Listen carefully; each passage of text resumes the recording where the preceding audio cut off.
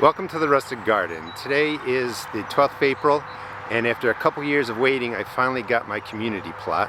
And I want to show you what the area looks like. Certainly an excitement and beauty here that I think only kids and gardeners can really appreciate. I think it may look a little bit chaotic to people, but I think it's really cool seeing how people have raised their community plot, so to speak, in so many different ways.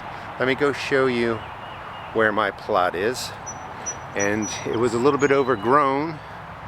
It has fencing that needs to be replaced. So today I'm going to show you how to do that, and I'll give you some tips and secrets, and I'll do a lot of cutting in this video so that I save you some time. My plot is all the way down the end of the path. I had two choices. One was in a low area. It had more sun, but it was really waterlogged. And this one gets about 8 to 9 hours of sun. When the trees back there get their leaves, I'm going to lose a little bit of it. But I'm excited. It's a 20 by 25 foot plot. It'll be plenty of room for me to grow some things that I can't grow over at my place, and just really to experiment. So here is my plot. It was framed up in these 4 by 4 raised beds. The soil looks like it's dropped down. I'll have to replace that.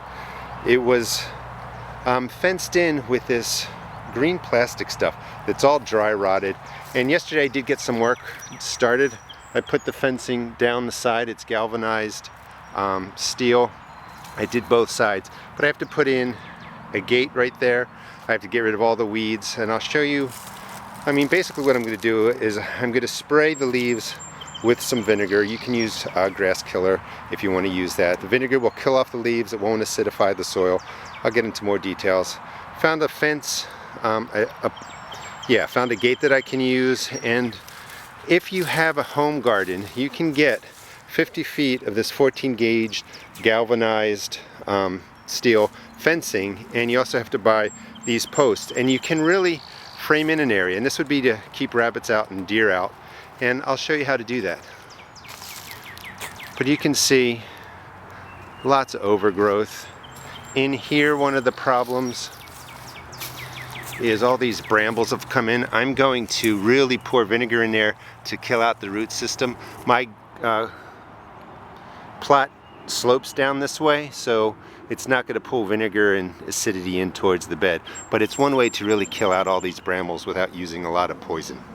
So I'll get started and show you my progress. Here's the last part of my fence, and one of the problems that I mentioned is there's all kinds of trees, vines, brambles growing in there that I don't want. I could cut them back, but if you don't get to the root, they're just going to come back and they would end up growing through the fence. And I think that's the problem the person had before. My solution, you could use a brush killer or a poison. I don't want to do that. I'm just going to use plain old 5% distilled white vinegar. And I'm just going to pour it right down the line, just like that, all the way across.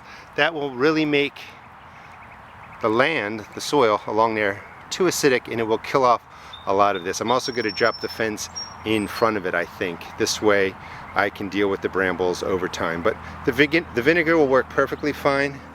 It will just make it so acidic not much will want to grow. And again, my plot slopes this way so that the vinegar is not going to interfere with my 4 by 4 plots that are right there. 2 gallons of vinegar was poured on the brambles and the trees. And I wanted to show you the fence post. I have a 4 foot tall, 14 gauge I believe, galvanized fencing. And you buy these posts that have sort of a flare at the end. You want to make sure, I didn't put it all the way in, but you want to hammer it in till that flare down there goes into the soil. You might think, oh, it's going to be real easy. You just drop the fencing into these, but it hasn't lined up at all for me. So what you want to buy are some of these black zip ties. They look just like this.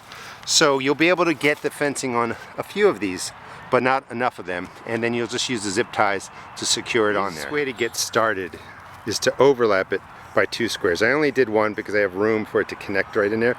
But 2 squares over, and you're going to connect that into the fencing. You're going to need 2 tools. You're going to need some needle nose pliers because you're going to have to bend all this wire, and you can't do it with your fingers.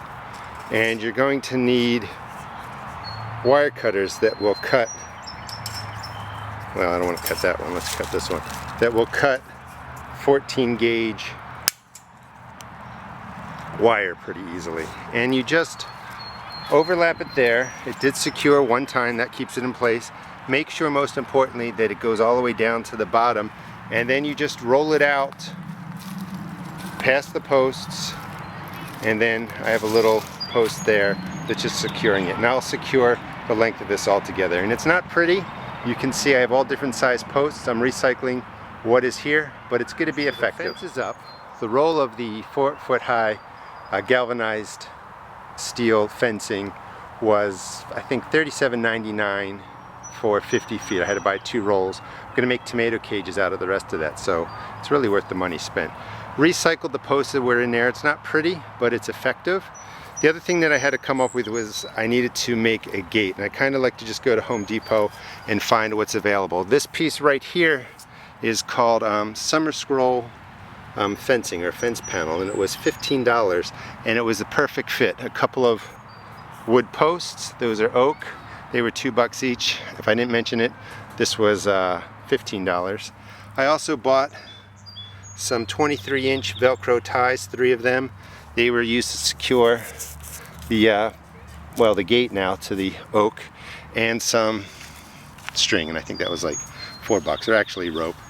That's a synthetic material so that it'll last for a while. But I set up my gate, cost me about $20, and it works really, really well, and it even closes on its own.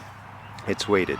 So what I'm going to do next is take back the paths between the planting beds, and I'll show you how you can lay down weed block and do all that kind of stuff. Now I'm going to start taking care of the paths between the beds. Basically, you take a weed whacker and just chop the weeds down as far as you can go, almost to the dirt, and you should spray it with something. If you're going to use the Roundup, you want to spray that when you have no vegetables in the garden, and you want to wait at least 7 days. It says 3 days. Or you can spray it with vinegar. Vinegar will burn the leaves out of the plants and just weaken them. Do not soak the ground down with the vinegar. You don't want to acidify the soil where you're planting. So the weed block will go down. Those are garden staples right there. You just press them on the black plastic, and that will secure it down.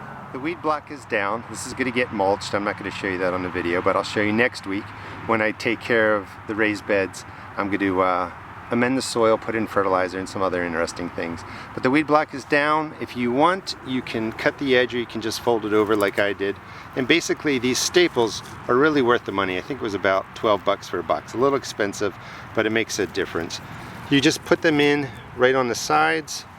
I went every 3 feet all the way down. They go in real easy. You just put it where you want to, press it in with the palm of your hand, and that will secure the weed block. Again, this is going to get mulched. I'm going to take care of this pathway. The pathway is over here to the left. Work on these beds next week, get them planted, and I'll slowly show you how I build my garden plot and what I plan in here over the spring and over the summer. Hope you enjoyed the video. Please check out my blog at www.therestedgarden.blogspot.com, and also check out my YouTube videos. Thanks.